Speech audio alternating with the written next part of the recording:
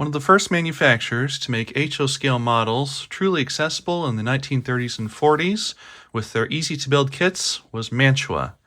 And right here I have one of their Belle of the 80s 440s in its original box and ready to be built.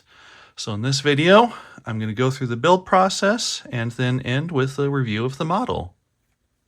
Until recently, I thought that the name of the company was pronounced as Mantua, but as it turns out, they were founded in Mantua, New Jersey, and took the name of their town as the company name, so that is the correct pronunciation. I've got most of the original paperwork here. The instruction manual was reprinted by the seller, though, because the original was just too far gone, I guess. That's totally fine. The rest of it appears to be original, and I also just happen to have two sets of decals to go with it, so we'll see if these even work at all when I get to that point of the model. I mean, they are about 75 years old, so they might not work at all, but we'll see. I'm guessing this guarantee card isn't good for anything anymore. And there is the kit itself. Got the chassis here, sort of partially assembled. You get a die-cast frame with the all-metal wheels. Motor there doesn't feel like it has much magnetism, so I'll probably give that a shot with the remagnetizer. Boiler, it's a brass piece instead of die cast. Then you also get a brass cab in two pieces there, as well as some brass detail parts such as the smokestack and your domes. And that means that these domes can be polished to a bright shine, which should look really nice. But then there are other parts that are die cast, such as the cylinders. There's the cab floor, it looks like. Weight. And then cow catcher. Got this whole thing full of the additional parts and details, probably screws and all that. Over here, we've got the roof of the cab. It's kind of that sharp angle there. It's kind of interesting. The front truck has plastic wheels. So I'm guessing this is only going to get two-wheel electrical pickup on one side, four-wheel on the other from the tender. Let's see, one of the walkways. Let's see, got the tender here. See, the other walkway should be in here somewhere. Then I've got the two trucks here. So that should be everything. Yep, there it is. Just slid out of place. It was underneath some of the material, as well as some of the brass wire there for detail. So I might as well just pull everything out of the box and make sure there's nothing else buried. They give you a full parts list here, which is nice, so you can see what all is supposed to be included. And this page is extremely fragile, so I'm not going to handle it any more than this. Some of the edges started coming apart just as I was barely unfolding it, so I can definitely see why the original instruction manual didn't quite survive, although there are some pages still here. Anyway, let's get the box off the table and get to the actual build. Now, step one is to clean up all the castings, so I'll go ahead and do that. And then interestingly, step two is painting the frame parts before you even test to see if anything works. So I think I'm going to be doing this a little bit out of order, just based on my current experience with building kits. So we'll start with the frame here. I mean, it looks like it's already pretty clean. They may have even cleaned this part of the factory just in order to get things assembled, make sure they were working smoothly. But I can still check the rest of the castings to see what they need. And right there I see a little flash, so let's get out the flat file there. Oh, turns out that wasn't flash. That's actually just a bit of pitting there. So instead I'll just have to fill that and then file and sand it down. Now, how's the rest of the casting look? Well, it's really pretty clean.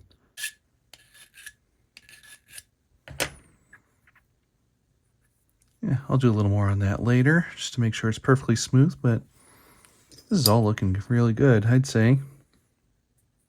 Nothing to do there, really. I'll just have to clean off some oxidation maybe. Since that's flat and smooth, I can just use sandpaper. Or even a wire wheel maybe. Trucks, cast brass, and soldered together, so there's no taking those apart, aside from bending them maybe. But I think I'll just brush paint these, so that won't be necessary. Tender floor. Seems like there's a little flash there.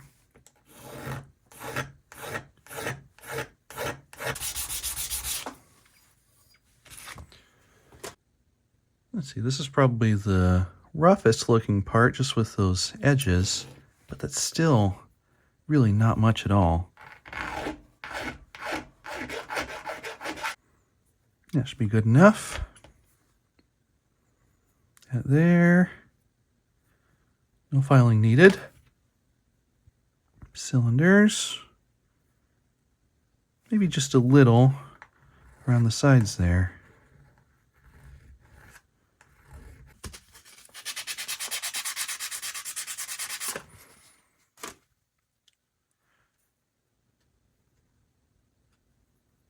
I don't know if I can get that seam off 100%, but that's still really flat overall. You know, as simple as some of these castings are compared to what you see now, the quality is honestly really impressive here. Oh, now that that's done, I'll take the chassis apart here. Just those 2 screws.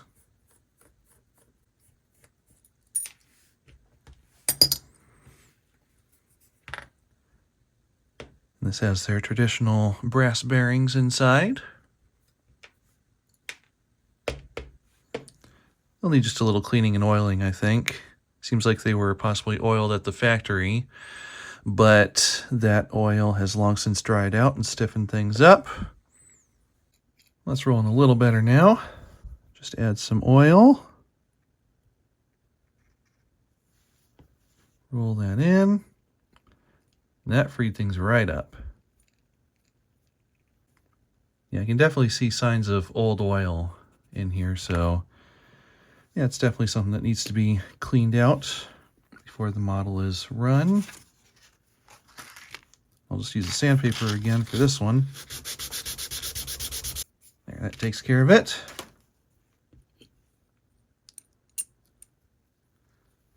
So I'll just put that back on. And I can get onto the cylinders and the side rods. Yeah, that ought to roll real nice. It's even a closed bottom cover. It's really a well thought out model.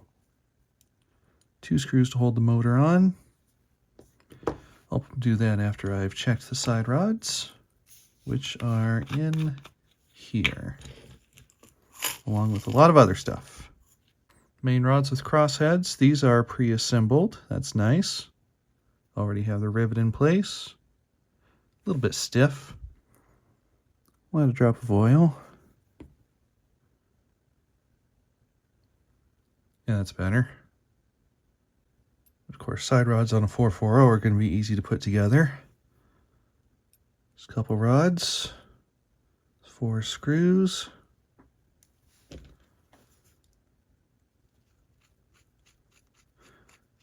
I couldn't find a nut driver included with the kit. It's alright though. I have one of my own, and even if I didn't, these hex nuts, even if it's not the most ideal, can be tightened using pliers, as long as you're careful. You just don't want to chew up the sides.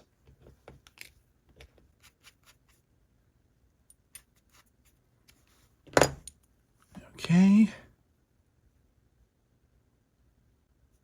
Just a slight bind right there. I'll just try cleaning a couple of these holes out a little bit with a round file. See if that makes a difference. Not going to remove much material, just a little. Alright, I ended up reaming out all 4 of the holes just a little bit. Still doesn't feel 100% perfect, but some of that might work itself out with runtime. It is turning pretty smooth though. And maybe a little oil in each one will help too. Let's get that in there. Yeah, that's just about gliding now. That's feeling good. Now, before I put the cylinders on, I have to put these guide bars in, and they say that the end with the little kink in it is the one that goes into the hole. So that should give it a press fit. Yeah, that just presses in there. It's not hard to push it in, but it doesn't come out on its own either. Just everything about this kit so far really was done in the interest of making it easy to build, which for the time I'd say was a pretty big deal. Just have to make sure those are nice and straight. Just a little gentle bend here and there. Okay, I'll probably just have to make some minor bends and adjustments here and there. See, the flanges on here also seem to have kind of a tight fit, so I'll just have to bend these out gently. I think I can do that with a flat blade screwdriver. That's feeling a little better now. Just a few little tweaks here and there, and it should be perfect. There, that has to be able to move smoothly all the way to the end. And in order to get that perfect, because this is a formed sheet metal crosshead, it's kind of hard for the factory to get that completely perfect. So what I did was I used a 1.5mm drill bit to expand the hole just a little bit and give that piston rod a little more room to move. Not much, just a little more. And that seems to have it just right. While I was looking at things, I almost forgot these two detail pins here. So I just placed the front of this on top of a block and then hammered those in, and those are fitting tightly in place. So the cylinders just sit right in there in the front truck, and its screw are what holds them in place. So I have that along with the spacer and spring. Just get that tightened in there. Goes in a lot better when the cylinders are actually lined up with the frame. And that sprung front truck gives it balance. So now just insert these. Oh, also, turns out they did include a couple nut drivers with it. It's these two brass tubes here. I thought before that these were just spacers.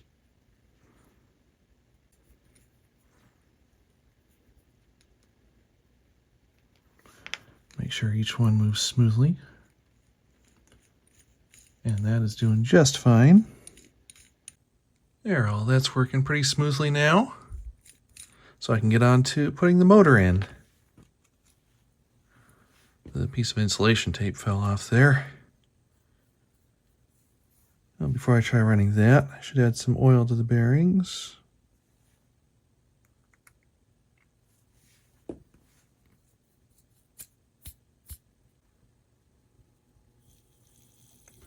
A little stiff. We'll see if that cleans itself up. Yeah, current's dropping fast. That's good.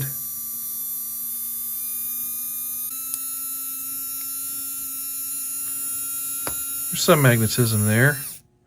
Doesn't have a lot of torque though. Well, before I use it, I think I'll just pull this motor apart and give it a good cleaning and restoration. Okay, the motor's all tuned up. I used the remagnetizer and it didn't really increase the strength a whole lot, so I think this is one motor that would benefit from a neodymium replacement. So I might do that eventually, but for now I'll just keep that magnet since I'm reviewing and building this kit as is. And I already test fit with the worm, and the mesh is just a tiny bit tight on there, so I put a piece of masking tape there. So now I'll put that back on, try that again, And I also had to cut the front motor screw just a tiny bit shorter because it was coming way too close to the commutator. And now the motor is installed and adjusted, and I added some grease too, because one thing that I found with these nylon on nylon gears from Mantua is that without any grease or oil on them, they will eat each other apart really, really quickly.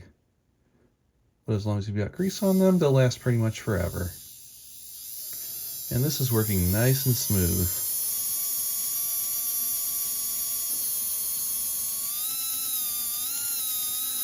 Speed seems to be affected by the brush a little bit, so I'll probably tape this wire down. But this is looking really good. Now the cab sides and the walkways go onto that back mounting piece there, and these are easy to put together. You just kind of hold them together like this. Put that there. And then use these small screws through these holes. There, now I've got a better grip on it.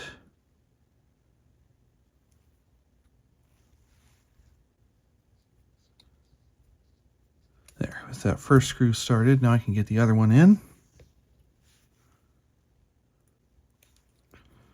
I just need to line up these cab sides a little bit before tightening the screws down. There, that looks pretty good. Might just have to do a little bit more alignment there to help with the fit of the cab roof. But this is going together really well so far. And the roof just fits on top there. And then there'll be a bracket over here and another one in front to kind of clamp that down. Now to finish off the walkways or running boards, just need to put this brace on here that fits over those tabs. Just like that. Then they say to hammer these down. So to do that, of course I've got a hammer here. Let's see, I think I also want to use one other thing, so this should do. And flatten that out there, and there.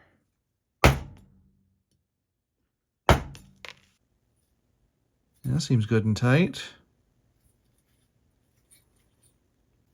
Now that the chassis is running smooth, I just need to put this onto here. So this goes around here and is supposed to thread over the rods.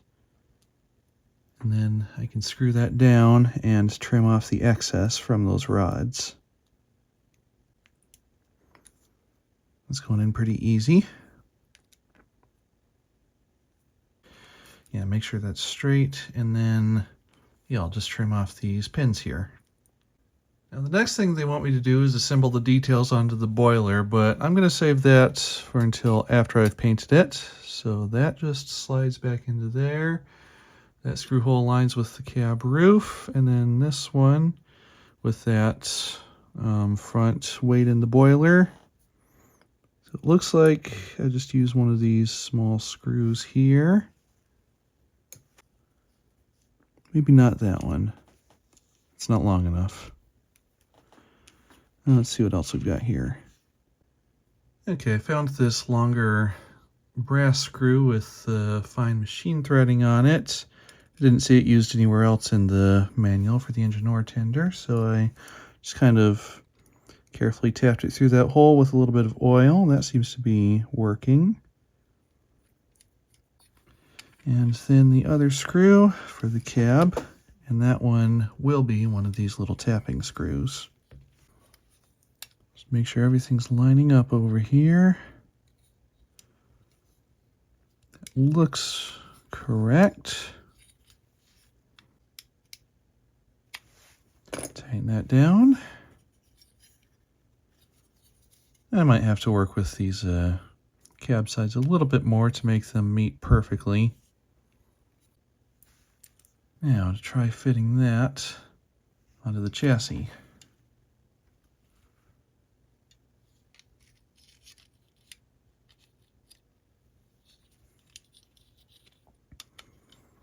Not a lot of room inside of there. Then when I was looking through the instructions a little more, I found out that this here is actually kind of the drawbar for it. So this goes in here. Okay, I just ended up swapping a couple screws around. I think what happened here is they had those 2 screws that were pre-installed to the motor, and I had to cut one just a tiny bit shorter. I think this slightly shorter one here was actually supposed to be used for the motor, and then that one was supposed to be used for back here, but this worked out fine. The short screw works just fine there, and that is holding together. So now just put the smokestack here, drop that super long screw through it,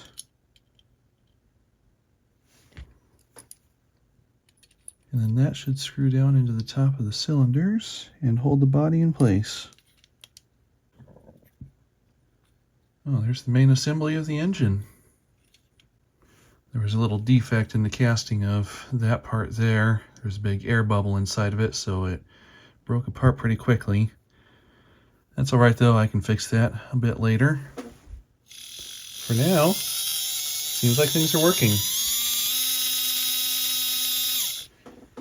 I think I will end up putting a little piece of insulation between the brush and the boiler though, just to make sure that that never shorts out, which there's definitely a possibility of that happening, seeing how things are shaped. And now to get things into a state where I can do some track testing, I'll get the tender put together. So let's see, there are these spacer pieces here. And the truck's insulated wheels go on this side. One of these cup screws.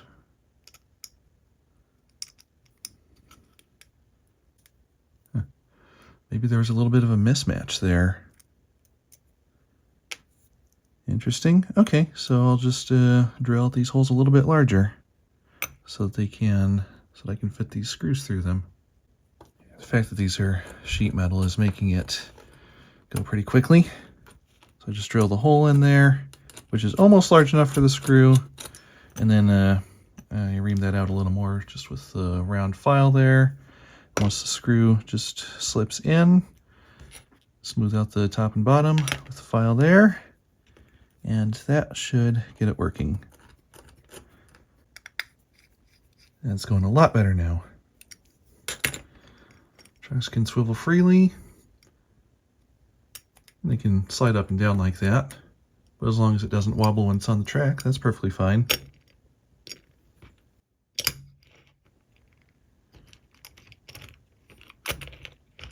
Yeah, it looks like it'll roll nice and smooth. Ah, there are these steps that go on. Actually, I probably should have done these before the trucks, but oh well. Yeah, so these go on here over those tabs. And then it looks like these are probably like those other ones I did earlier on the engine where you hammer them down and then that holds the steps in place. Although the holes in the steps are pretty big for those tabs, so I might just glue those instead. Yeah, hammering didn't work, so instead I just squeezed them onto there a little bit because there is a little pressure that comes from those 2 tiny pins on the back of each one. And then I just put in a little drop on each side of some liquid super glue, and that is holding fine. So let's see, next it looks like is this piece here. So this here, I believe that's a clip that helps to keep the electrical pin from the motor in place. And it should be this screw right here to hold it on. There, so when you insert the pin into there, it creates a little bit of spring force to keep it from pulling out on its own. See, this piece here presses down to hold their original hook and loop coupler.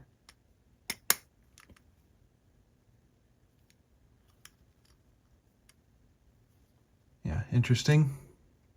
I don't think I'll keep it in there though, because I'm going to be installing a Katie to this instead, which means I'll likely remove this piece too. Now the tender body How is that held on? Looks like 4 screws. And I think it's going to be 4 more of these smaller ones from what I'm seeing in the manual. Okay. So there's the assembled tinder, minus the details. And seeing how this is designed, if you're adding a coal or wood load or anything to this, you definitely want to keep that end uncovered so that you can plug in or unplug the wire. Now I just need to make it so that these two can connect to each other. For that, I need the pin right here. That faces down, like that. Put this washer over it. Then this nut.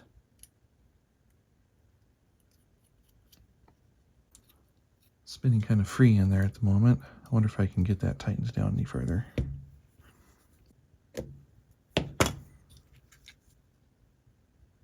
Yeah, that feels better. So now that goes down into the tinder slot like that. And it's able to move around like that for going around tight curves. And then this wire should plug into here.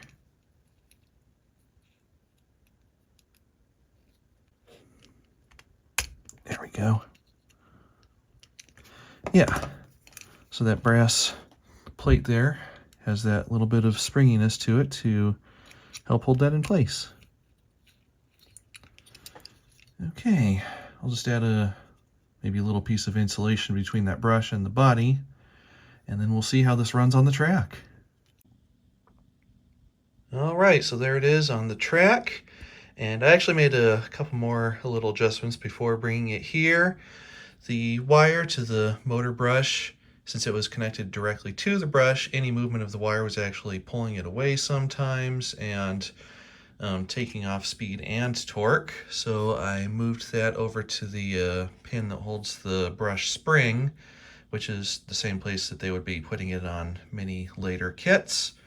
And I also added a little bit more clearance for the motor and worm in front, just to make sure that there would be no issues there in case of slight misalignments. So let's see how this goes.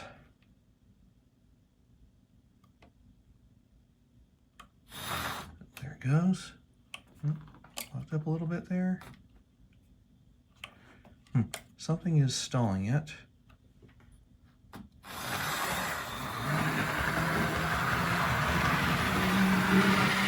Okay. I think part of the problem is that I just need to get the wheels cleaned up. They've got quite a bit of tarnish on them from sitting for so long. But there is also a bind in there that I need to figure out.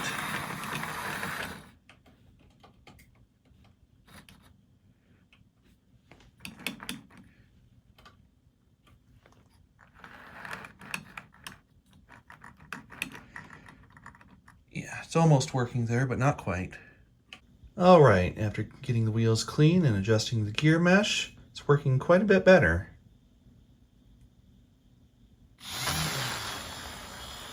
Still kind of a quick start. That's a result of the motor.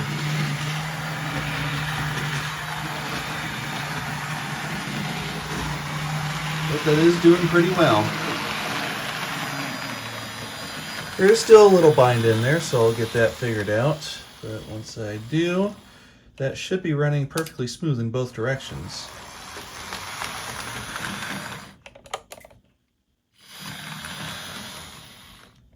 And this will definitely also need the boiler weight, because now that the wheels are clean, it has basically no traction. There's barely enough to pull the tinder. I've been doing quite a bit of fine-tuning to the model, and I decided to add the domes on here along with the weight in the front and then the cow catcher in front, just to make sure all that's fitting properly. And that extra weight definitely gives it the traction that it needs to run properly. And I found that part of the issue I was having was just the gear mesh, and it seems like I actually made a slight mistake while I was putting the gears in the first time. I had the mesh a little too loose, and at one point the worm actually rode up on top of a couple of the teeth and ground them down a little bit just in that instant. So you got to make sure that the gear mesh in these things is just right. Like, you don't want it so tight that it's binding with itself, but if it's even slightly too loose, you could end up with some problems. But now it seems like things are working pretty well. Also, the bottom of that cow catcher is very close to the track, so you want to make sure that is filed as smooth as possible.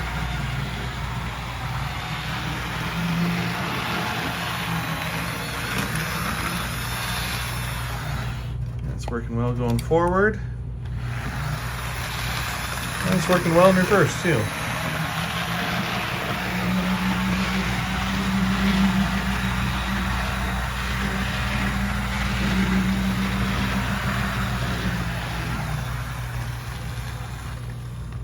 I'm going to give that more time to break in both directions, and then I'll get the thing painted up and finish up with some of the additional details like the brass handrails and brass boiler bands.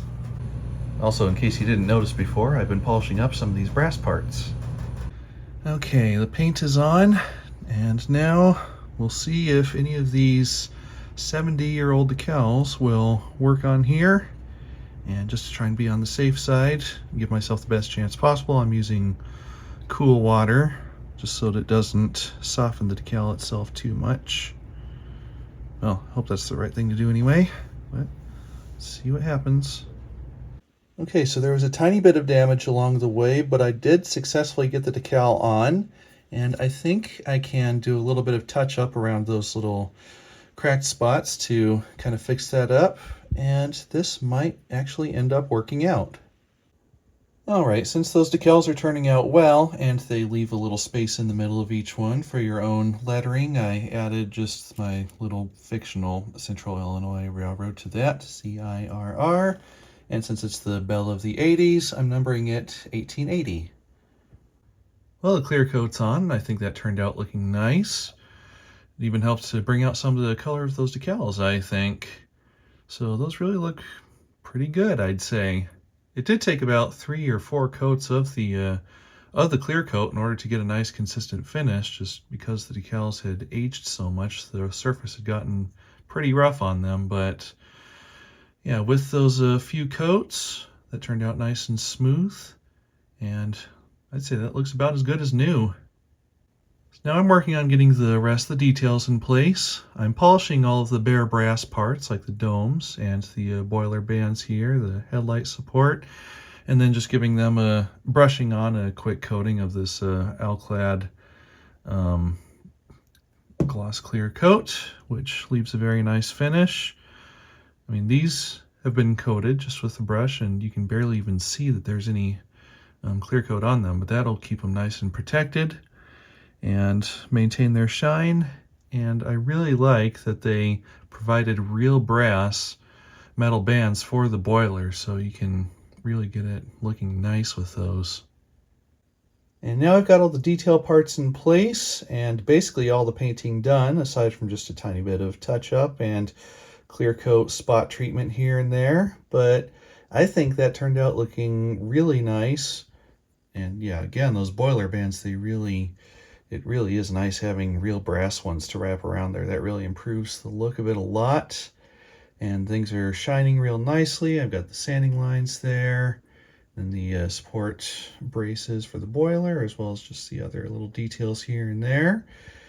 Buffed all the brass parts so that they shine real bright. I did have to use my own wire for the handrails and for a couple other parts, like these grab irons in the back, because the manual called out using the thick brass wire, which is provided here, and they provided plenty of it, but I only ended up using it here in the front because the holes that were pre-drilled, such as in the eyelets and in other parts of like the cab, were too small for that. So the smaller gauge brass wire that fit correctly, and I think that turned out looking really good. I did do these rear cab grab irons differently from how the manual shows. They just have really short ones that kind of go down and then back up around here and attach to the screws on the back of the cab, but I wanted them to kind of go down to the steps, so I did that.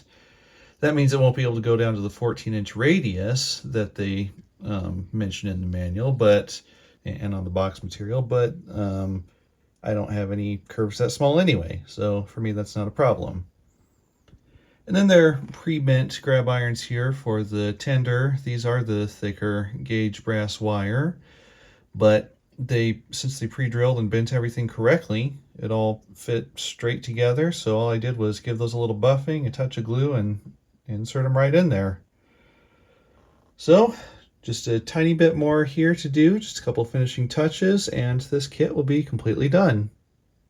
Also, there ended up being a lot of extra parts here that just weren't used, either because I couldn't find a good way to use them, or because they were extras, or because they just weren't shown in the instructions at all. Like, I don't know what this little wire piece here is supposed to be for, like if that's supposed to be a grab iron for somewhere, and then there are these small grab irons that didn't get used anywhere, or maybe they're stirrup steps, I'm not sure. And then some little washers and rivets, and then these other little flat brass pieces here. I'm just not sure where they're supposed to go, so they all ended up getting left off. The headlight jewel there, I ended up not using it because it's too small for the headlight on this model. If it were just a touch larger, I would have used it, but in this case, since it didn't fit right in there, what I did instead was buff the inside of the light and then give that a quick clear coat, and I think that actually turned out looking really good. Just the kind of bare polished metal. So yeah, that's what I did there, and that's what I ended up having left over. And there it is on the track, all ready to run and finished. And I've got to say, this might just be one of the nicest looking models that I've put together, even if it isn't the most realistic. So now, I think I'd like to get on to doing the review portion of this video, and in this case I think it's going to be a bit of a shorter one. Now, starting off with the detail, like I mentioned just a moment ago, this is not the most realistic model, but considering that this was developed in 1940, 1941, at the end of the tin plate era of toy trains, I would say it's still a very respectable one, and basing it on the kind of 1880s, 1890s style 440 Americans, which really didn't have a whole lot to them, I think they really did a nice job overall with it. Now, it does help that they developed some cast parts for this model, such as the smokebox cover, the headlight, and the cowcatcher pilot. So even if it's, again, not the most realistic model, they did put some effort into making it more realistic than the toy trains that were common at the time. And of course, the tender body being all die cast helped them to add a lot of detail to it that wouldn't otherwise be seen on many models, such as all the rivet detail that's on top of it, as well as the cast handles and hinges on the different doors and covers, toolboxes on there. Now, of course, this one does have just an open coal bay area or wood bay, depending on how you would like to model this. So that's probably why they left it open, just since it's a very customizable model. Some people may have wanted to make it coal burning and others wood burning, so that may actually be better that they left that open, but it is up to the modeler to find a way to fill that in.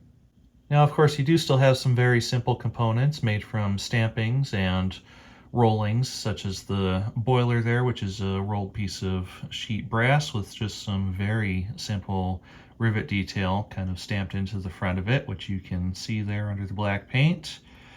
And without those brass boiler bands that they also included, this would have been a very, very plain piece. So I am glad that they included those with the kit, even if they do take a bit of careful work to install properly.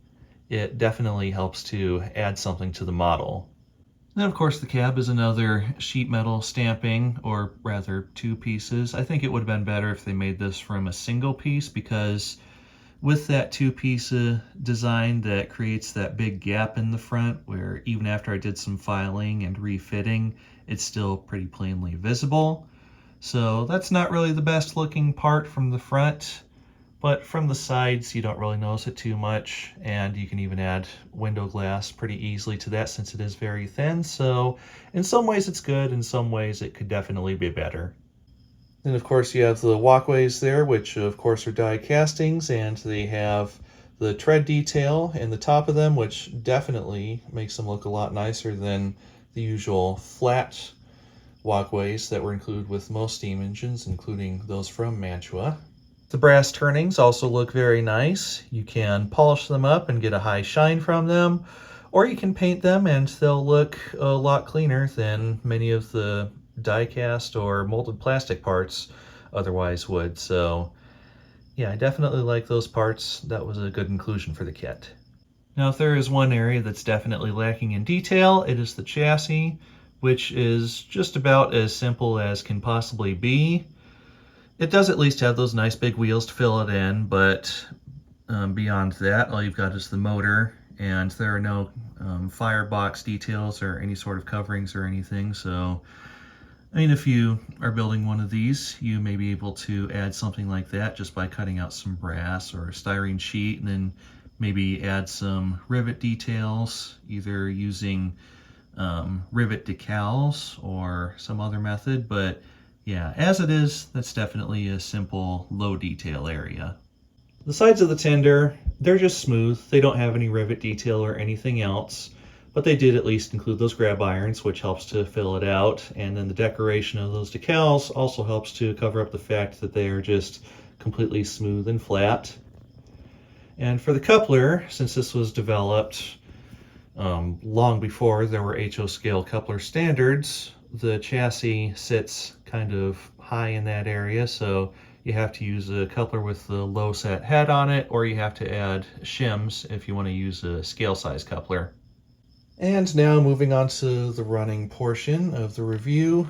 Before I start that, I would just like to point out that you definitely want to have smooth track work, because that front cow catcher can easily ride on the rails if there are any areas of unevenness, which you can see here. When I try to run it through this side of the switch, it will actually ride up on top of that and the wheels lose their traction and it stops going anywhere. So you definitely want to have some good track work for this one. Now getting on to the actual running portion of the test and review.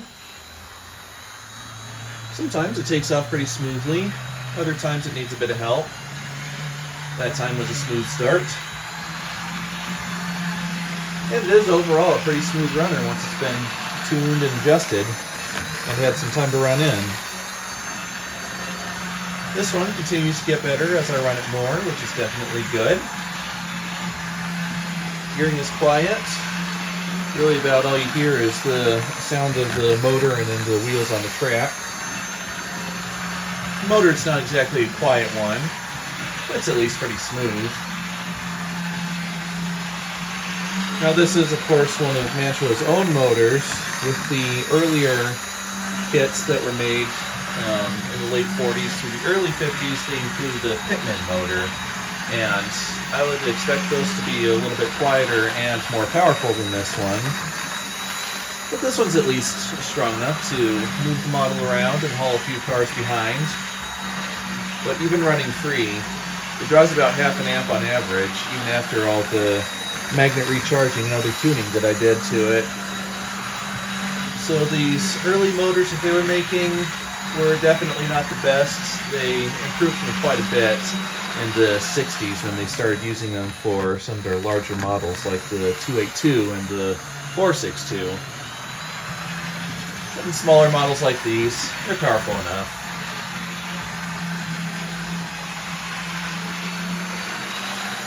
Now let's bring that up to full speed, 12 volts. It's about 120 scale miles per hour. Definitely faster than a steam engine of this era should be able to go, but you can at least slow it down. As for low speed control, Because the motor has so little torque, I cannot maintain a consistent low speed with it, so I can't even give you a number there for the final list that I put together for these reviews. It's just whatever you can manage. This is a cruising model, not a switching model. At regular speeds like this, it's pretty smooth. So this is about where I would recommend keeping it.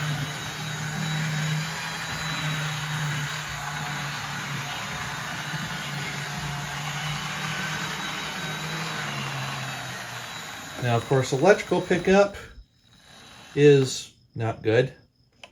If I don't run it with any speed over my switches here, it will lose power every single time. So this is one that would definitely benefit from additional electrical wipers on the right side tender wheels, as well as these two wheels on the left side of the engine. Adding that, bring it up to 12-wheel pickup would be a major improvement, so that may be something that I do to this eventually, just so that it can run more reliably. As it is, it's definitely not going to be a reliable runner over the switch areas of my track. And I can't really run it through the switch anyway, because this is all so rough. These are just free switches that I grabbed off of an old layout from a closed down hobby store. They were already not in great shape and they are due for replacement. So with some better quality ones, it'll be able to run through them. But as it is now, I can only run it on my outer loop here. And that's fine, at least for me.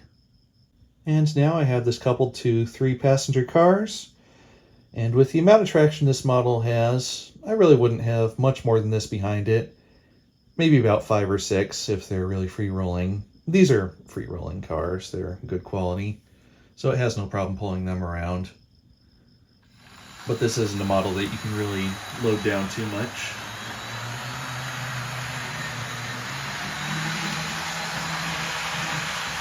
I don't have any grades to test this on, so I don't know how well it would be able to pull these passenger cars up any sort of grade, but on flat track, it is perfectly fine. Aside from losing power through the switches, of course.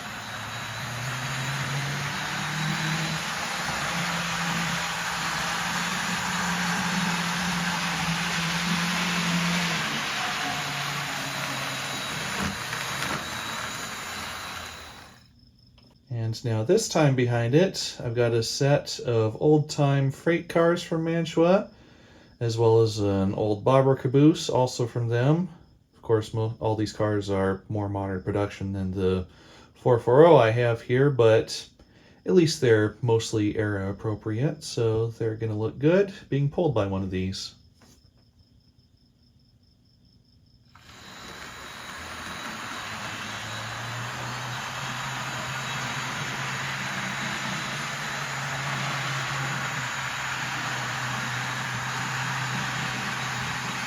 No problems at all pulling a small freight load like that.